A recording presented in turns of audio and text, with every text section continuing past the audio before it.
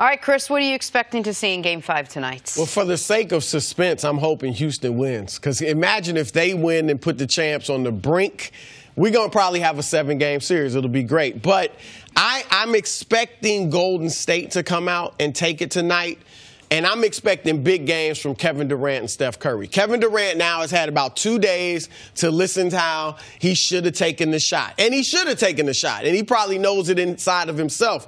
So I think he's going to come out and really kill them like he usually does from the mid-range. And then I think Steph has the same way, had 2 days to listen to how he faded in the fourth quarter. After that great third quarter, he's shimmying and all. That makes it worse. When you showboat like that, and I like the showboating, but when you do that and then disappear, it makes it worse. So I expect those two to come out with big games. There's an element to me of, to quote Rocky IV, the Russian is cut as far as how the Warriors lost in Game 4. We've never seen this team lose that way. We've never seen this team under Steve Kerr, with or without Kevin Durant, dominate a team in the third quarter and then blow that lead. We'd only twice this year seen this team have a double-digit lead going into the fourth quarter and lose that game. But Game 1 of the season to Houston Rockets and 2 days ago to the Houston Rockets. This team all of a sudden feels vulnerable. And I would imagine for them, their sense of invincibility has been punctured just a bit. When Steph, you know why Steph thought he could shimmy up the court with a minute left in the third quarter? He thought what everyone else thought. Game's over. Yep. I can showboat because we have won this basketball game. I mean, it's not officially, or got to play the fourth quarter, but we've never blown a lead like this. But then they did. So that plus the Houston crowd, plus, as I mentioned to you yesterday, one of these games, Houston going to hit 17, 18 threes. Like, that's going to happen. For all those reasons and the health factor, I think the Rockets are in the better position tonight than Golden State. The two questionable players for Golden State, Iggy and Clay. It really affects Golden State's abilities to defend, and especially on the perimeter and on the wings. Who else do they have to defend on the wings? Like, I mean, what type of defense are they going to be able to play? And they're going against the worst team for these guys to be injured. That is a team that not only shoots the three, but has a bunch of depth on the wing. And you lose their athleticism. If you lose the athleticism of Clay and Iggy, I mean, what do you have? Like, you got a bunch of jump shooters in KD and in Steph. So what I expect to happen, I look for for Houston to be able to get the win tonight at home. And I haven't seen, and we saw the fatigue on LeBron, the best conditioned athlete in sports now. Right. We saw last night either respiratory or his legs, the overall fatigue.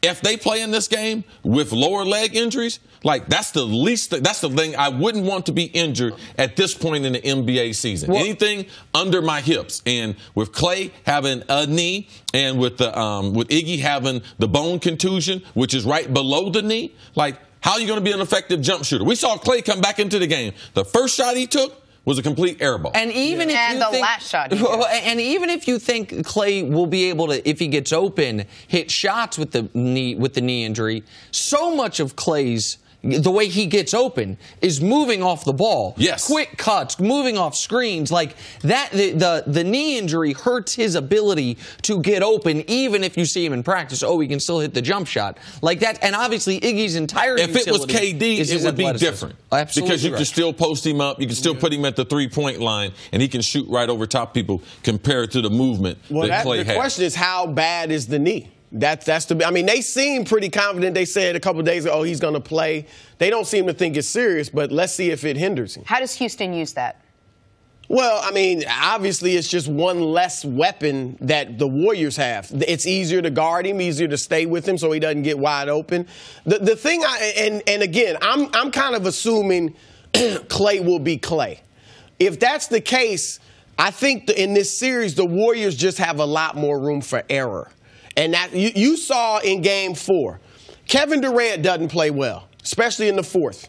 He's 9 for 24. Steph disappears in the fourth. Clay is hampered and doesn't do anything in the fourth.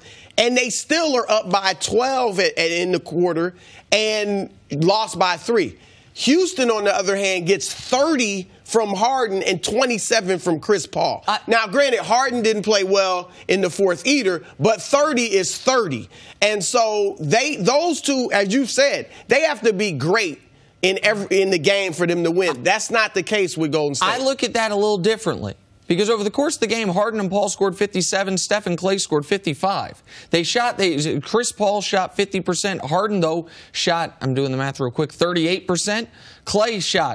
Steph and Durant both shot 38%. Like, those guys they did it in different times. Yes. Harden did it early. Steph did it in the third. CP3 did it in the second half. They did it different times, but they kind of canceled each other out. If I'm Houston, I'm like, man, my third leading scorer, Eric Gordon, was 4 for 14.